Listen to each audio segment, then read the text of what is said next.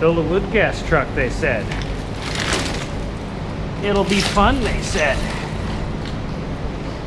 Man, you want to be your own energy independent guy. There ain't no shortage of work. You don't want to rely on the grid, rely on people in office thinking they know what's best for you. No shortage of work trying to be energy independent. That's if you're only doing it, you know, like I am, driving long range every day. Oh, damn it. 100+ miles a day on wood gas. You get to keep up with the wood pile.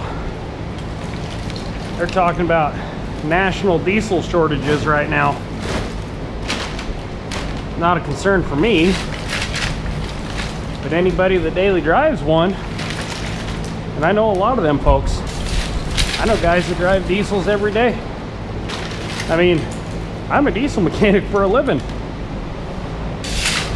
Diesel shortage is going to affect everybody.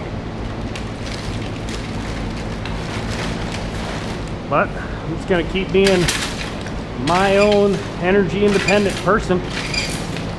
You know, I got little projects on the go. I got, you know, 2 wood gas trucks now.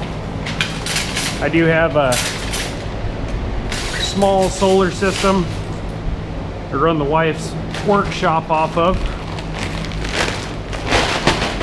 And that's investment into batteries and inverters, cable, panels. You just keep working at it. You can be energy independent, but you better be willing to work for it. Yeah, it's real nice to roll into a convenience store and stick a hose in your truck, pump it full of the finest oil refined goodness there is. But how long is that going to be there? I mean, midterm elections are almost here. Dare I bring up politics on my channel? I don't see gas prices going down. How about that? So I'm just going to keep stockpiling fuel, and maybe when the diesel shortage comes, I'm a little bit better off than the next guy. If the diesel shortage is coming, I see no reason there won't be a gasoline shortage too. At least eventually. But if you're willing to work, be your own fuel depot.